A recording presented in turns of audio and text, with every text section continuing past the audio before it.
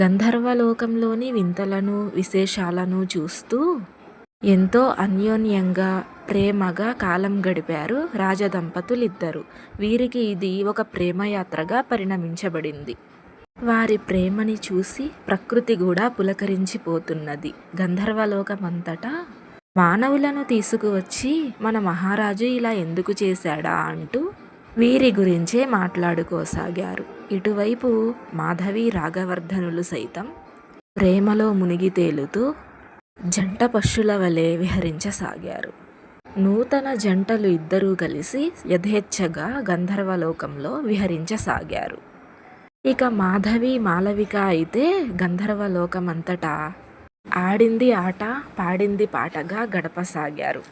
తమ చిన్ననాటి స్నేహాన్ని జ్ఞాపకం చేసుకుని మరీ పులకించిపోసాగారు. వారి మధ్య ఏర్పడిన అగాధం పూడుకుపోసాగింది. మాలవికకు మాత్రం తన స్నేహితురాలిని నేను ఎందుకు ఇంత బాధ పెట్టాను అని ఆలోచన మనసు నుండి పోవటమే లేదు. ఏకాంత మందిరంలో తన స్వామితో ఉన్నప్పుడు మాధవి రాఘవర్ధనుడితో, స్వామి చూశారా, నేను చెప్పలేదు, నా స్నేహితురాలికి నేనంటే ఎంత ప్రేమో నాకు తెలుసు, మీరే అనవసరంగా అనుమానించారు అన్నది నవ్వుతూ. ముందు జరిగిన పరిస్థితి నన్ను అనుమానింపచేసింది మాధవి అంటూ ఆమెను కౌగిలించుకున్నాడు.